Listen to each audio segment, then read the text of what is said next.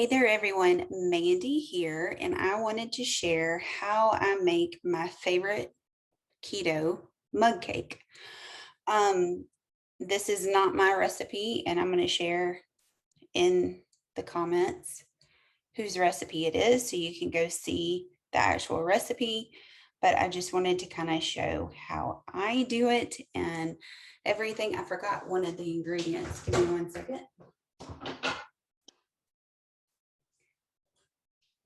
I've got my favorite butter. Forgot the butter. Okay, so all of these ingredients are not necessarily organic.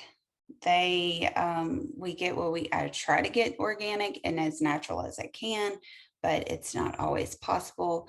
You're also seeing my messy kitchen and my messy living room and everything. So it is what it is. But I wanted to just share how I do this. So this makes 1 serving, but I feel like it's a lot, just because it's a little, of course, since it's keto, it's a little bit heavier. So I split it up in 2. So I grab me a bowl that I can mix it up in, and then I also grab a mug, no drama, a mug, that I can put what I'm going to eat right now into it. And then I get something that has a lid to it, so I can put the rest of it in the fridge and I can use it for later. So that's how I do it. So we get started with 2 tablespoons of butter. Oh my gosh, and there's no butter in there. So I'm not a professional whenever it comes to this. So showing you what I do and how I do it. And usually my kitchen is a mess like this. We live here. And also, usually I'm a hot mess in here too, because that's just life, right? So you take 2 tablespoons of butter and I'm going to melt it. So I am going to put it into microwave for 1 second, or for 30 seconds, as it says. Got to take this out. Have y'all ever used this? Got it on Amazon, and it covers up. You can set it on top of whatever so that's in there, so it doesn't pop and get all over the place in your microwave. Best investment I've ever invested in. Best investment that I ever invested in. Yeah. So anyway, put that to the side. Next thing is almond flour. So I'm gonna put it in there for just a little bit more. So it does call for almond flour, but I'm also going to use coconut flour as well, just because almond flour, I don't know if where you're at, it's very expensive, but right now it's super duper expensive. And so just kind of trying to save a little bit of a buck, I guess. But it calls for 1/4 of a cup. So I'm just going to do half and half, basically. The flour, I'm going to do, and then we'll scoop the coconut flour into it. I don't make a mess here. Well, it's a given. I'm probably going to make a mess, but you know, it is what it is. Dang, I just made a mess. Okay, so half and half. I don't necessarily always like coconut flour all, just using just coconut flour kind of gets a coconutty taste. It just depends on like the texture that you like. I do like almond flour better, but since it is a little bit more expensive right now, like I said, I half it, and then the coconut flavor is not as strong. So then we have 2 tablespoons of cocoa powder. I don't have very much left. one. Let's get some more. We go through cocoa powder a lot.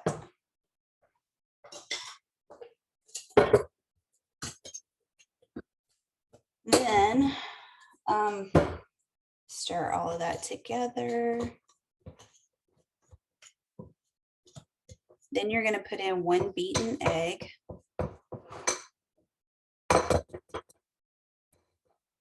Making a mess. Go this way.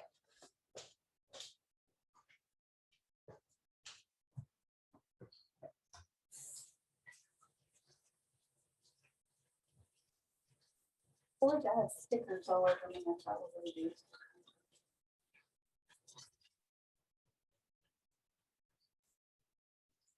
Of course, I don't have a towel. See, I'm not prepared. Okay, so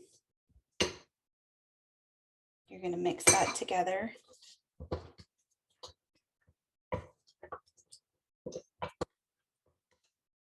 Get it good and mixed.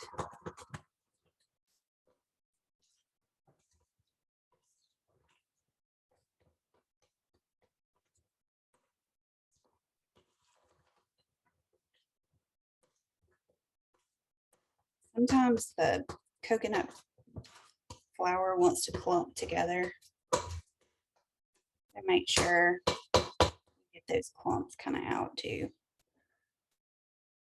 And a good way to know that, especially with this chocolate, is to make sure that you don't see any white. All you see is brown. Okay, from there, let's see. Okay, then we're going to add all the remaining ingredients. So this one calls for swerve, granulated swerve, but I use Truvia. I love the taste of this brown sugar blend. We've talked about this in other videos that I've done. Yes, I know that sweeteners are all not the best for you, but you do what you have to do when you have to do it. And if you have to do it, then this is one that I like. I even put it in my coffee. So no matter if it calls for brown sugar, white sugar, whatever, I usually use this. So, and I have linked both of those as well. And that is going to be 2 tablespoons. We got chocolate.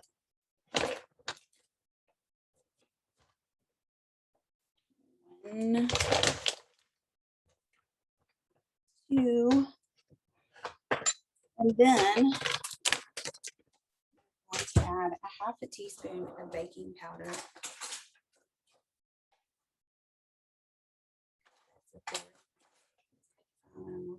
That's a 4. What I'm looking for whenever I'm looking for it. All I can find is 1 teaspoon. So we're going to half it. 1/2 teaspoon of baking powder.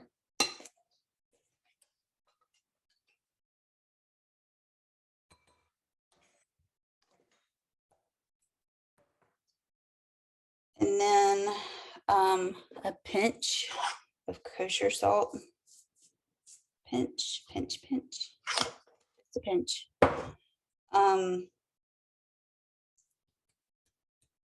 Is that it? Oh, 2 tablespoons of chocolate chips. These are sugar-free. Again, not the best for you, but hey, if you need a little pick-me-up, you do what you have to do. So 2 tablespoons.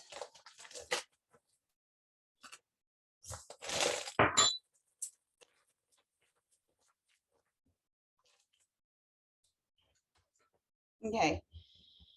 This one calls for 1/4 of a cup of whipping cream. After you bake it in the microwave, it calls for you to put it on top of it, which I do as well. But I also put the whipping cream into the actual mixture here a little bit, just because it does seem a little bit dry sometimes. So I just kind of add a little bit to it. If you don't want to add the whipping cream there, that's okay. I'm going to add you a little tiny bit of water too, just whichever one you prefer. I just kind of feel like this one, it gets a little bit dried out for me.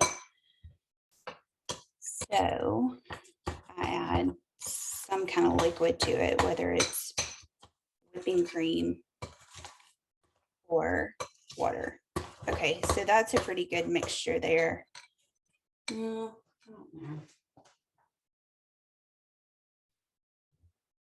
You don't want it soupy, but you don't want it to be sticky either.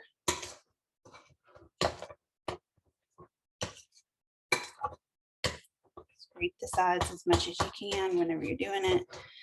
Okay, now I'm going to, like I said, this makes one serving, but to me, it's a lot. So I separate it and make it into 2 servings. I go ahead and put some into a little dish that has a lid, so I can put it into the fridge. And then the other half I put into a mug.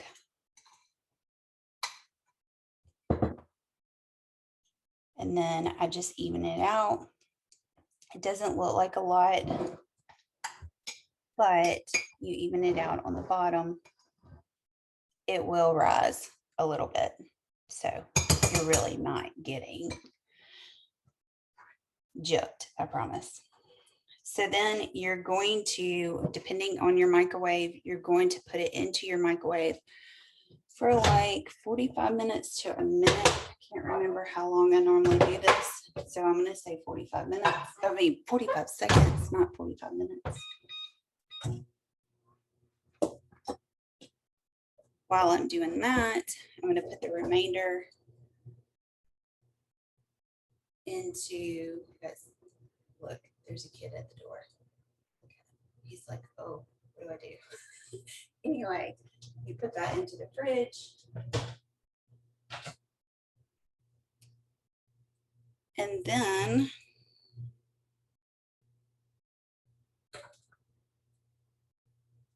okay, he's going around now.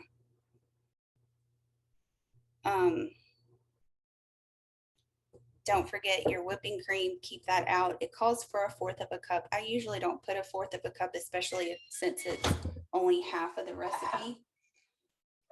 And yeah, I think we're good there. That was 45 seconds. And then you're just going to take your whipping cream, pour it and drizzle it all over it. Again, it calls for 1/4 of a cup, so I usually just half that. And then that's it. You have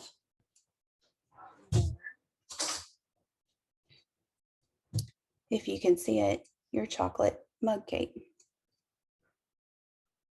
It's so good.